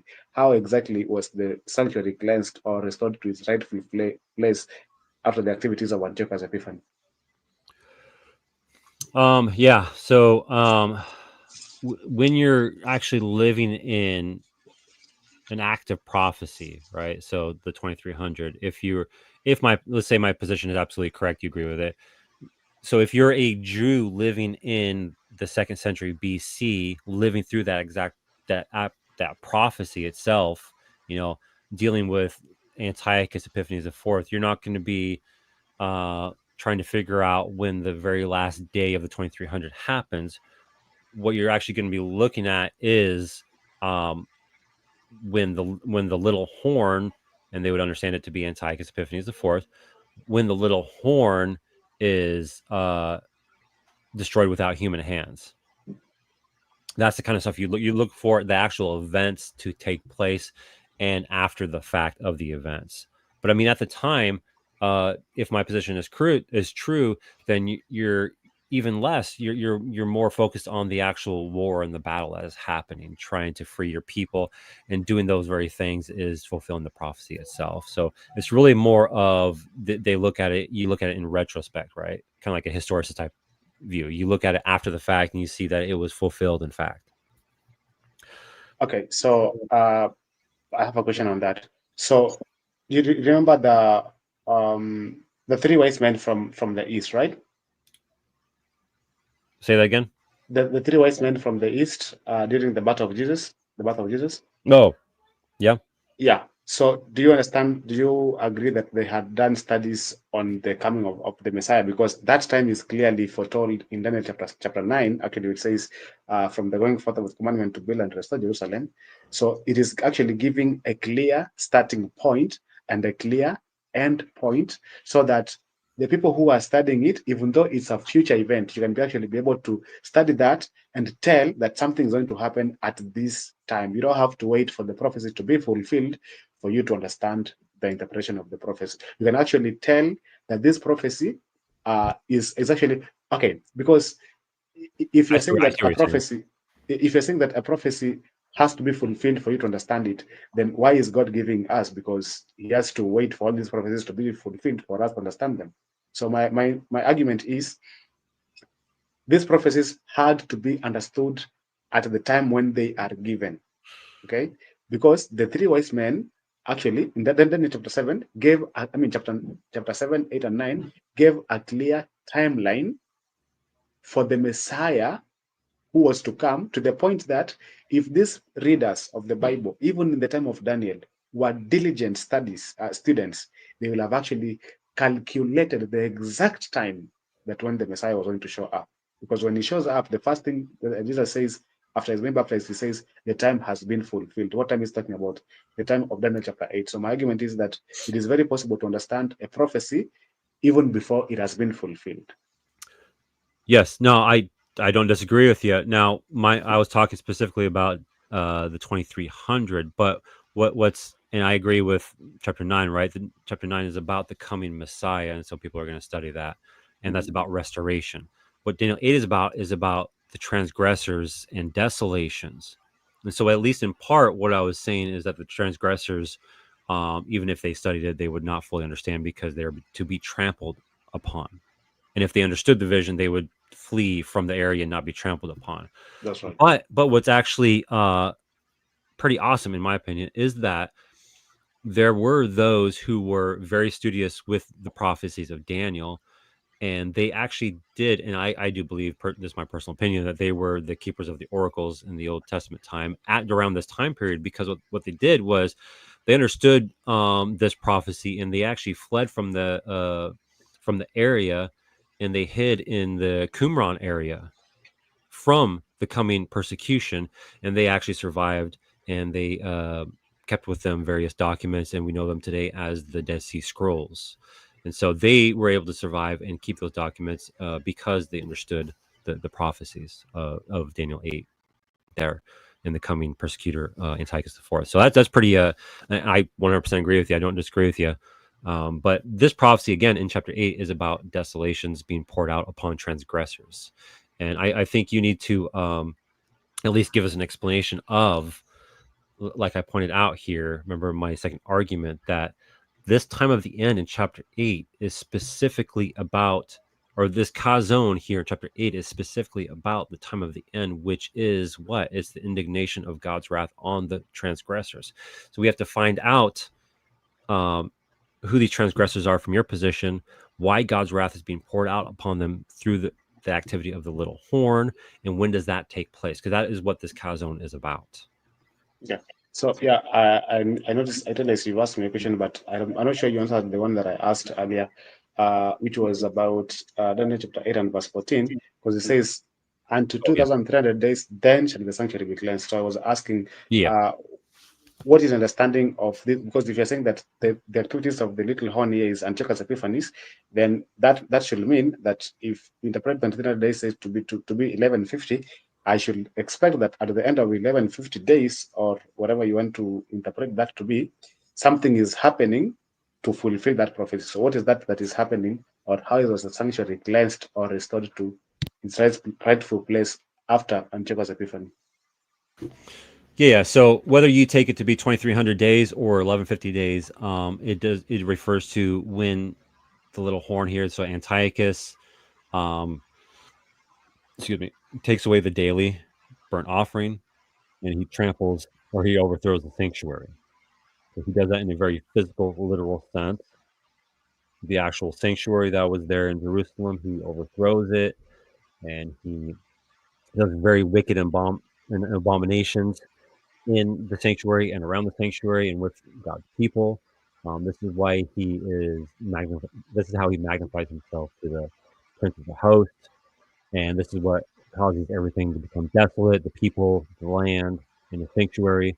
And notice here when it says for 2300 evenings and mornings, then the sanctuary shall be restored. So, in other words, for 2300 evenings and mornings, the sanctuary is not in its rightful state. So whatever position we hold to, whether it's years or days cut in half, for that whole period of time, the sanctuary is not in its rightful state. And that makes a lot more sense from my position. whether again it's 2,300 days or 1150 days, that the physical sanctuary was made desolate by Antiochus. And then after the Maccabean War, this is history that you can read in First Maccabees. After the war is done, they rededicate the temple, put all the furniture back, and put it to its rightful state. Okay. All right. So, did you ask me a question? Yes, yeah. So, Um, uh, you need me to say it again, or do you remember?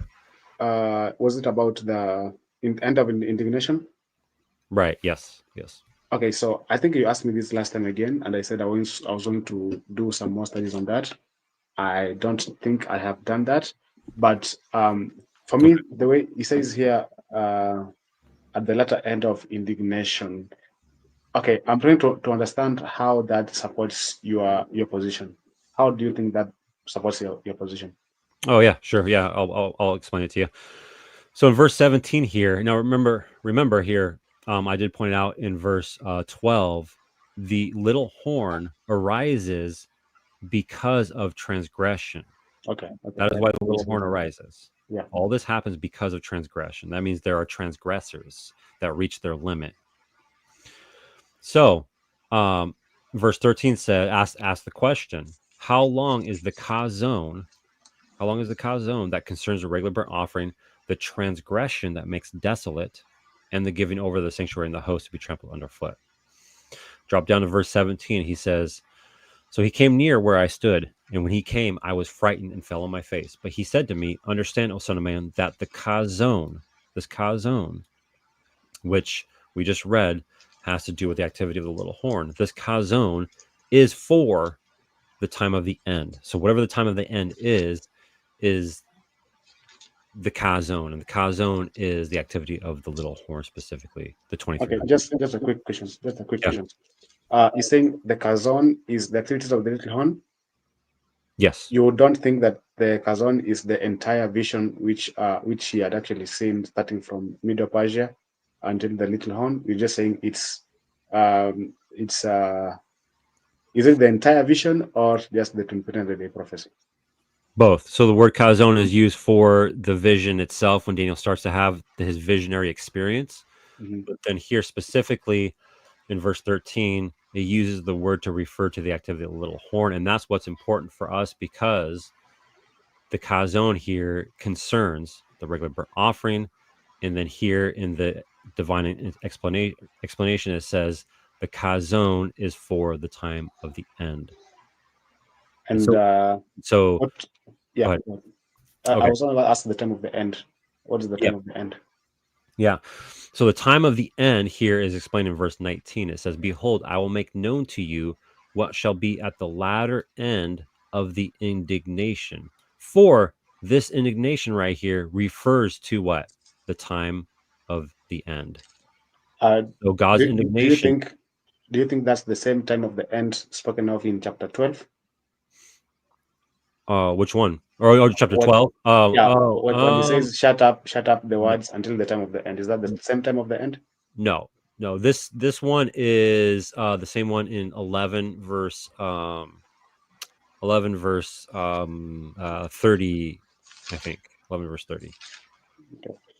I mean, and you're pretty what's what I'm using, consistent with that view, because if you had said that it's the same time of the end, then that will actually go against you, because I was gonna say uh, when the book of Daniel chapter 12 is coming to an end, the angel tells Daniel to shut up the vision or the book until the time of the end. So Right. my understanding will be at the time of the end, something is supposed to happen where this book, which is closed, is now going to be opened so that the vision can be understood. So that's why I asked you that if the time that you're saying here, the time of the end, is the same time, the time of the end, like in chapter 12. Gotcha. Yeah. Yeah. So before I move on, real quick question. Do you believe whenever the phrase time of the end is used, it refers to the same time of the end, or are there different times of the end here in the In the book of book of Daniel? in the book of Daniel, it has to be the same time. It has to be the same, unless, okay, again, like I said earlier, unless otherwise we are told specifically. It is always safe to assume that if a word has been used, if like right now it says until the time of the end, I mean shut up until the time of the end. If that word has been used over and over again, unless otherwise we are told clearly, it is safe to assume that that is the same time of the end. Okay. All right. Yeah. I'm going to move on. All right. Verse 19, it says, Behold, I shall make known to you what shall be at the latter end of the indignation, for it refers to the appointed time of the end. So we're told that what the time of the end is, it is God's indignation.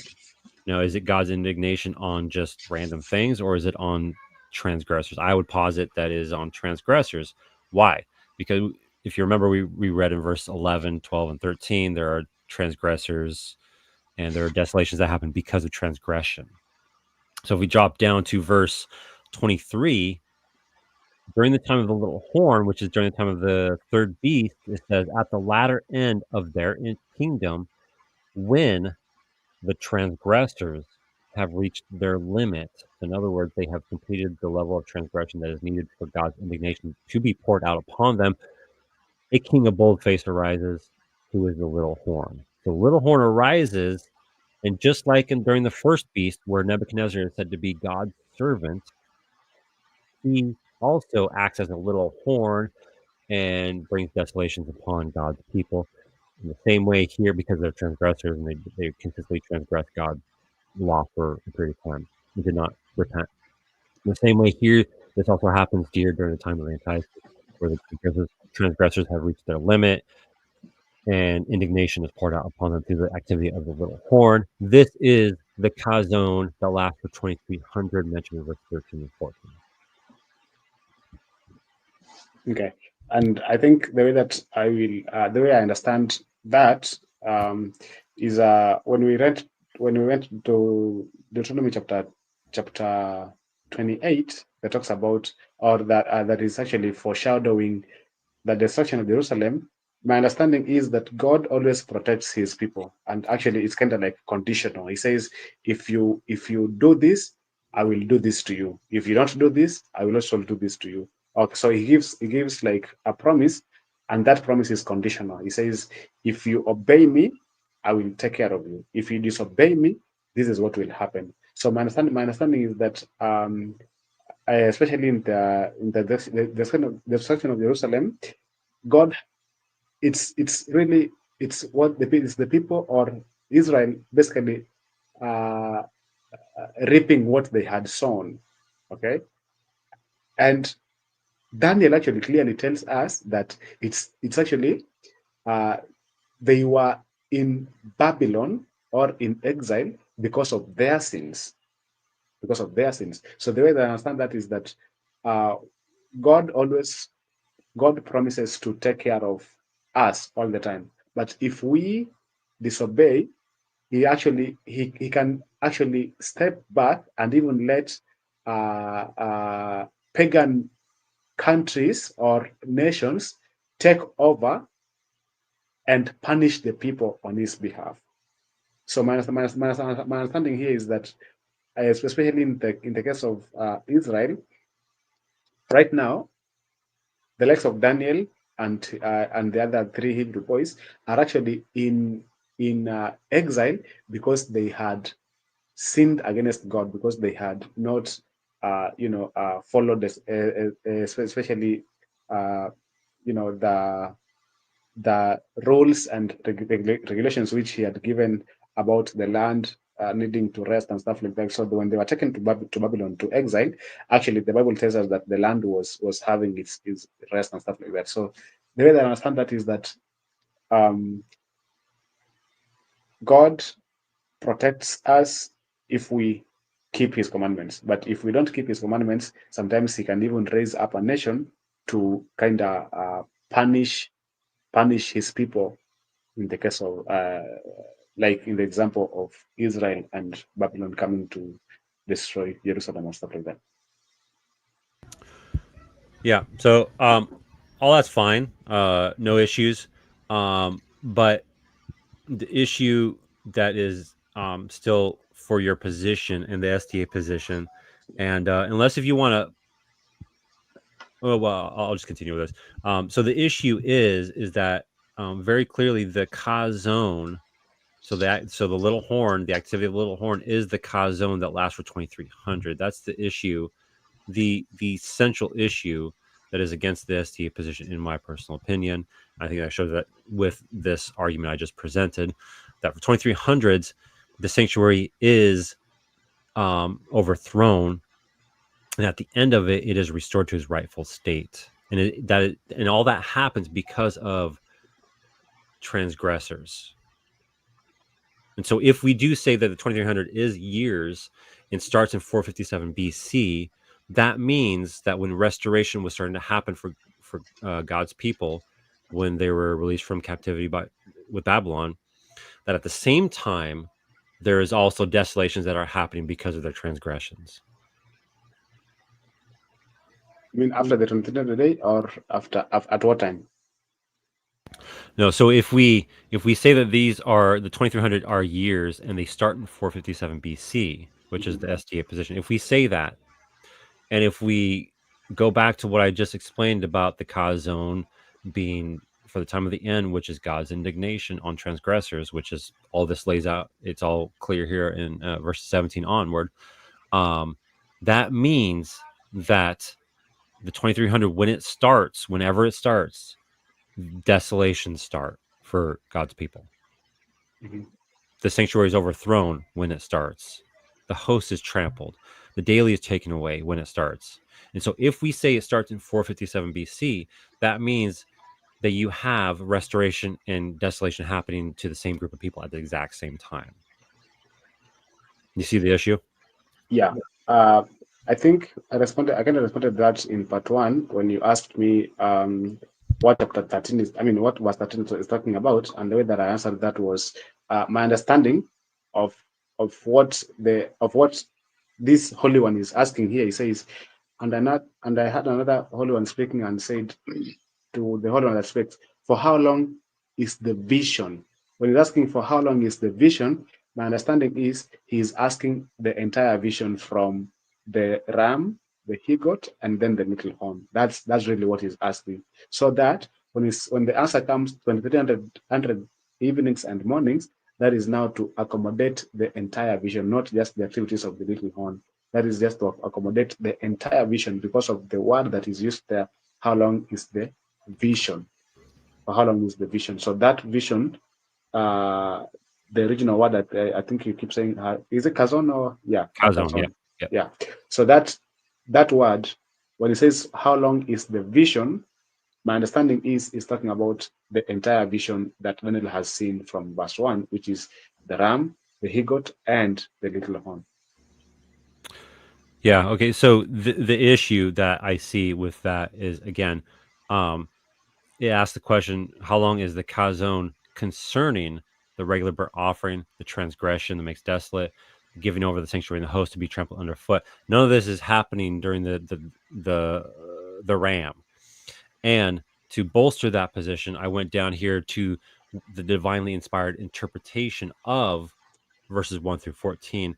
And it's not me just saying it, it's the angel that is telling us that the Kazone is for specifically the time of the end. So even if you do start in 457 BC, that means the time of the end started at that point, because verse 17 says this Kazone is for the time of the end. And what is the time of the end? It is the indignation of God's wrath on transgressors. That's what this is telling us. So the issue is still coming up and it's still coming back, that although even if you want to start it at the with the ram, you still have here the interpretation that's given to us by the angel, that it is actually um, referring to not the ram, but rather the little horn and its activity and the Okay, transgression. my understanding of verse 17 is the time of the end. Actually, my understanding of that, when the angel says, understand, O Son of Man, that the vision is for the time of the end, my understanding is that what the angel is basically saying is that this vision is supposed to be understood at the time of the end. That's why in Revelation chapter 10, we see an angel coming down with the open book to say that now, when he says time no longer, now he says that this time period from 447 BC to 1844 has now come to an end. Now that is when the vision is supposed to be understood. That's really my understanding on that.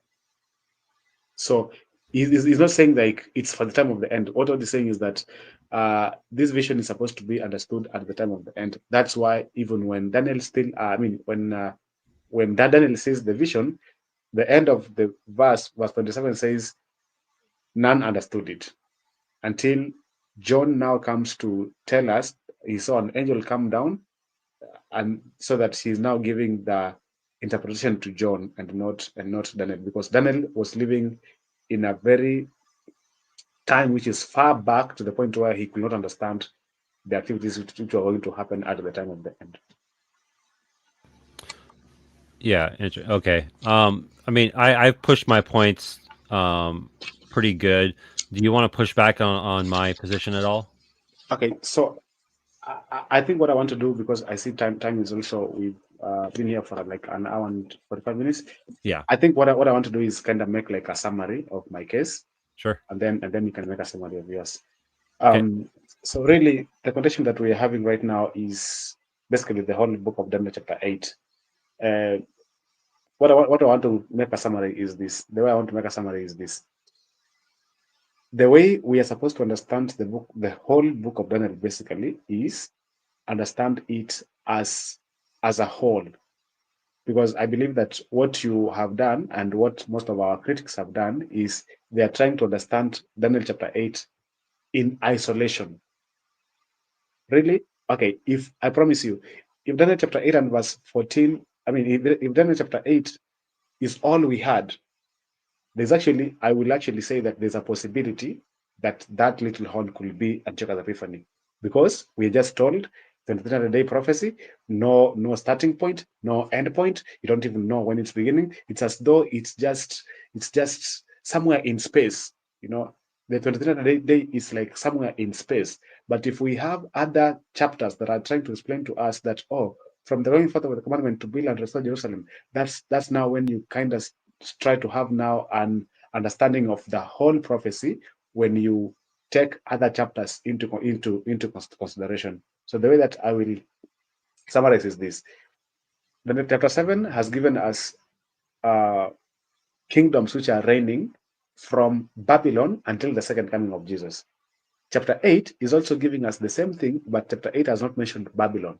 Chapter 8 has given us, actually, they actually mentioned, it says the ram, Medo-Persia, then the he-goat, Greece, and then the little horn.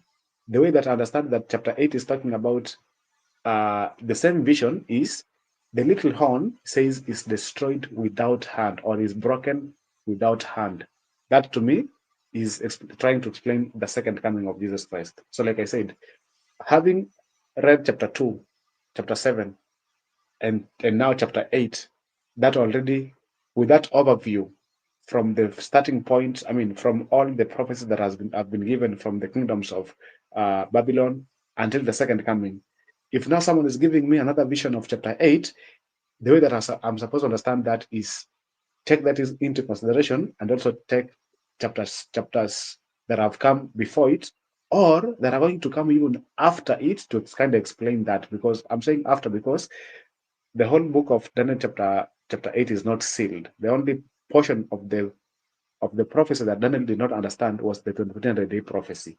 And then at the end of the Bible now, which is Revelation chapter 10, which we interpret as to be the time of the end, starting in the year 1798. Because if we didn't go to chapter 12 of Daniel, actually from verse 7, it will actually tell you that the time of the end is supposed to be after a times and a half, which is the reign of the papacy from 538 AD until 1798. So that means after 1798, we are supposed to see now uh, an explaining of that prophecy, because it says at the time of the end. So if we are saying that the time of the end is after 1798, if the Bible is saying that the time of the end is after a times and a half of a time, and we can clearly put that time as at 1798, then I actually expect that after 1798, something is going to happen to kind of help us understand a prophecy that was sealed.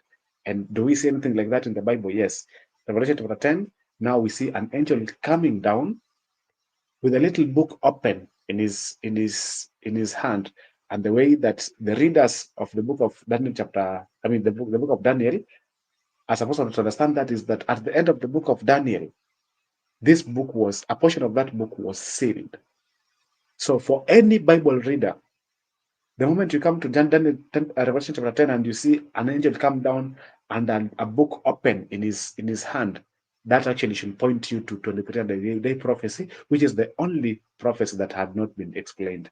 And then whatever is the angel is saying, he says, uh, John took the book and ate it. It was in his mouth sweet, but when it came to in the mouth, bitter, bitter. Man, I'm telling you, that is just a beautiful explanation of what happened to the Millerite movement in the year 1844 when they had gone preaching that Christ was coming back, but he didn't come back. Of course, he was moving from the holy place to the most holy place. I'm telling you, man, the way that I'm studying these prophecies, unless someone comes and gives me an alternative interpretation of the whole of the way that we have put these visions together. Daniel chapter 2, chapter 7, chapter 8, and Revelation chapter 10. Because what we are doing here and what my brother has been doing here in Daniel chapter 8 is basically trying to debunk Daniel chapter 8. Even if I was to grant that, he still has to debunk Revelation 10. He still has to debunk Revelation 13, because these visions is actually a continuation of these visions. Because Daniel is saying it was kind of like I will say like a summary.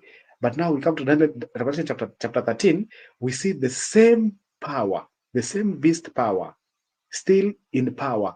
So the way that we are supposed to understand that is that this is just the same vision, but now giving us more information. So my brother is holding the position that Daniel chapter 8, the little horn of Daniel chapter 8 is Antiochus Epiphany.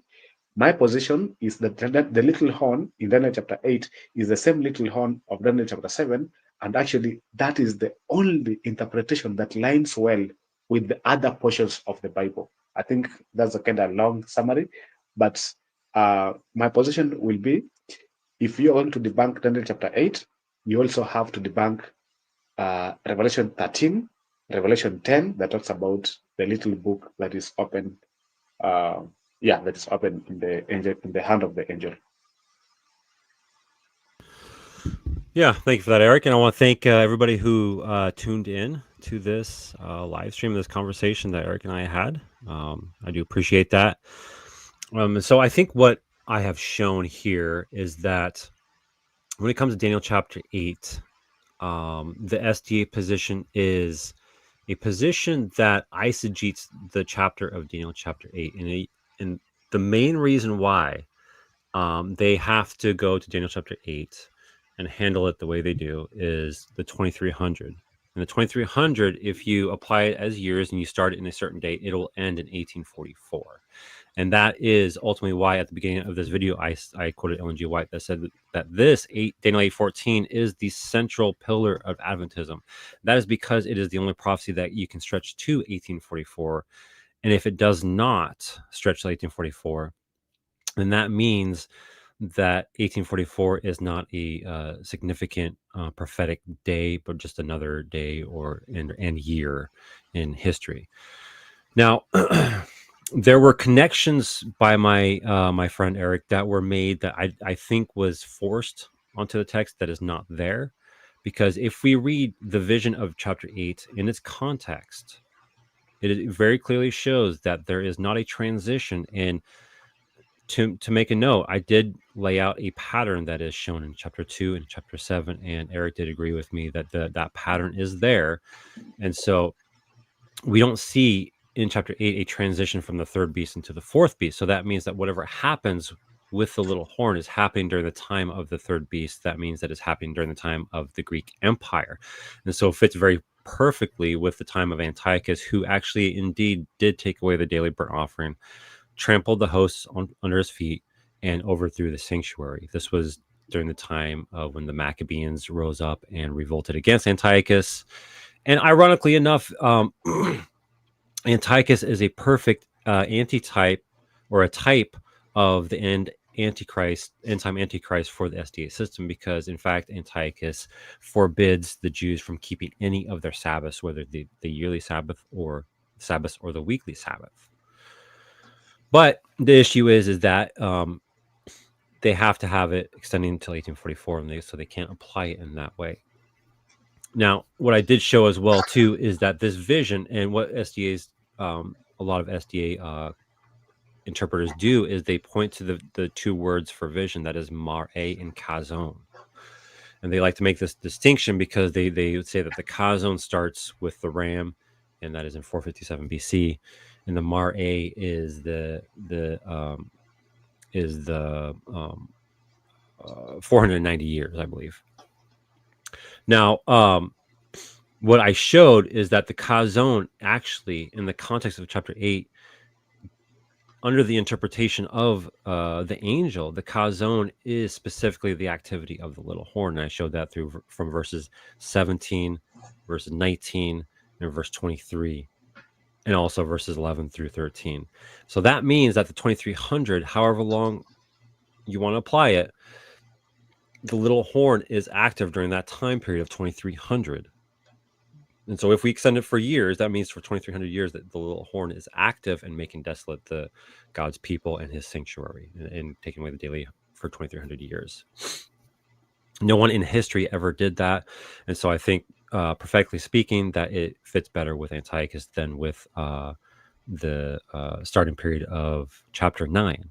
There is no direct connection to chapter 9 other than Gabriel showing up and giving Daniel understanding of his pleas for restoration. We know in the vision of chapter 9 that it is about restoration and not desolation. Chapter 8 is about desolations on the transgressors, not restoration. I think I'll end with that. I think I have everything. I said everything I have to say for this conversation. Again, I want to thank Eric for this conversation and everybody who tuned in live. Did you have any last words you want to say, Eric? Or I don't think I do. I was just been there's a few people who have been watching. I don't think we've actually given them much much attention. But just to give them a shout out and thank you for joining us. Did you want to? We could do this if you want. Did you want to address any of the comments that you see? Okay, it says here who was able to open the seal, scroll on 7 seal. Okay, that's I think that's a different topic altogether. I was talking about Revelation chapter 10. Okay. Talks about proof texting. But that's exactly, yeah. So I don't think I have any other no, it's okay. I don't have anything that I want, unless you have something that you want me to talk about. Yeah, this is a decent point, right? In chapter 11, well, so the vision in 10 through 12 is, right, one vision. You'd agree with that, right? Chapter 11? Chapter 10 through 12 is one vision, right? Chapter 10 through 12? Yeah. Yes. Yes. Yeah. So there is the time of the end that is mentioned in chapter 11, and then there's time of the end that's mentioned in chapter 12. Now, you did say that the time of the end in the book of Daniel refers to the same time of the end, but I think even your commentaries would disagree with that, if I recall correctly. I think there's two time of the ends that they have posited. Okay. Actually, yeah, let me take note of that. I promise to look into that. Daniel chapter 11:35 and 11:45. Okay, yeah, I will look into that. Thank you for pointing that out. Let's see. Okay, yeah, Mike. Very speaking, Mike. If any Adventism is correct, then no one understood the vision until 1854. So the Jews couldn't understand it until after the Messiah had already come. Which is actually an excellent point, because, as I pointed out earlier, right, there were Jews that actually understood the coming persecution by Antiochus, and they fled, and they're what we call the Qumran community.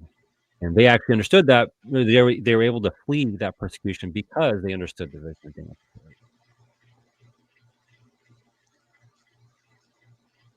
Okay. Here's another one. These kingdoms are not reigning until Jesus coming. That is an assumed premise that must be proved instead of assumed. I don't know if you want to address that or That these kingdoms are not reigning until Jesus coming.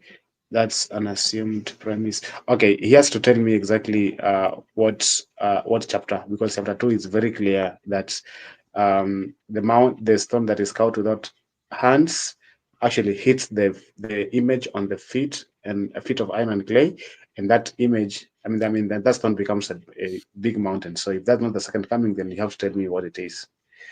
And then chapter 7 also talks about, um it says, until the kingdom, what does it say?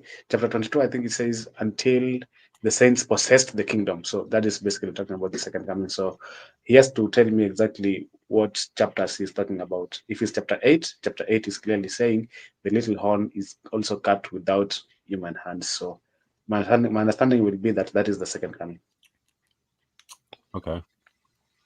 All right. There. Most of these are directed towards you anyway, so There is nothing in Revelation that teaches the book was sealed, Daniel. Well, um, that I will say that's your opinion. My opinion is, my opinion is Daniel chapter 8, verse 27 says, "Shut up the vision." I mean, this is the vision of the book until the time of the end. And then chapter 12 also verse 4 says the same thing. So the my connection is, if this book is closed or shut up, and then in chapter 10, Revelation chapter 10, we see another book open, when that to me is a very clear parallel. Yeah.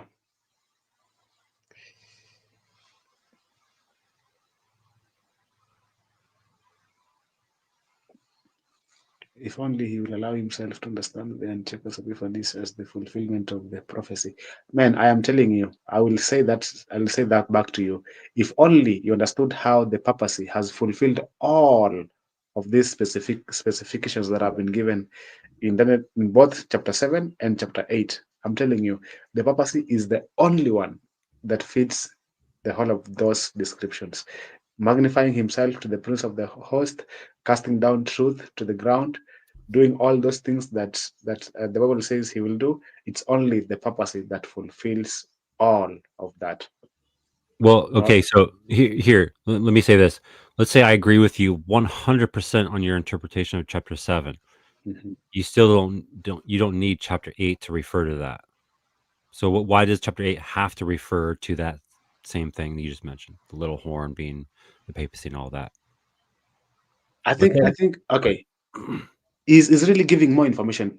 Chapter 8, again, like I said, chapter 8 is really needed because now he gives us the time frame, especially the time frame, because chapter it's only 2300 days is only mentioned in chapter 8. It's not mentioned anywhere else. So like I said, these are the same prophecies, but every prophecy is giving some additional information which the other prophecies don't have. That's really why I will say that chapter 8 is given to give us more information. And the more information in this case that is given is a detailed information on what the little horn does and the time frame, which is the 200-day prophecy. It's only appearing in chapter 8. Yeah. So what I'm saying is that the Antiochus position on chapter 8 can be true, and also your position on chapter 7 can be true at the same time.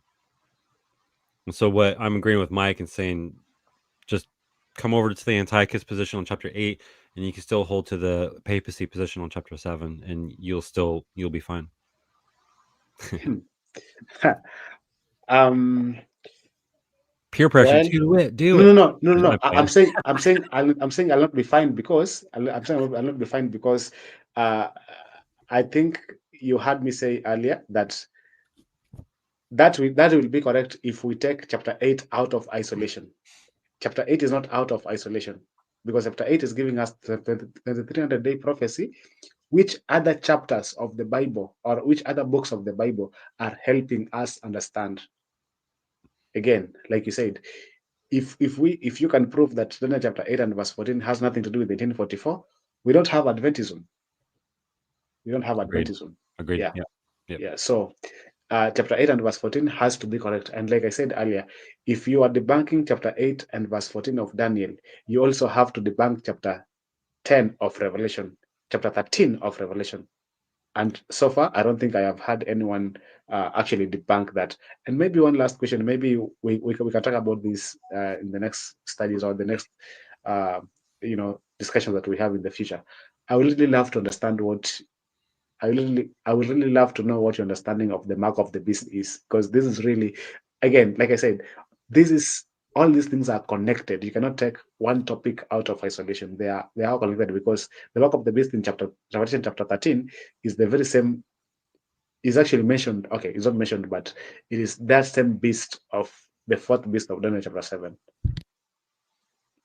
Yeah, but I guess that's because of time. Maybe we can talk about that at a later date. But yeah, Yeah. Yeah. We'll probably actually wrap it up now because I yeah, have to sure, take off here soon. sure, yeah. Um, but I wanted to have you answer a few questions. So yeah, man, That I do appreciate that. I appreciate the audience being here and talking and listening to us. Definitely pretty awesome, man. So we'll have to set up another time where we can have a conversation. I did mention at the start that I would like to have some sort of like um we can even like title it like SDA non-SDA react to and then different videos like debates or whatever. I think it'd be pretty neat. So come Yeah, I think actually, yeah, I think that'd be great. That'd be great. cool. Like I said, for me, I've been waiting to do this to get hold of this StreamYard, so I'm available.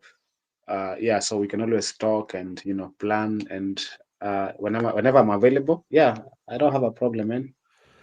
Yeah, man, awesome. Yeah, no rush, no pressure. It could be like one video a month or whatever. I mean, I Yeah, have a busy schedule anyway, so no yeah. worries. But Okay. all right, man. Thank you so much for having me, man. I really appreciate this. I appreciate it too. Take care. Yeah. All God right. bless. Bye.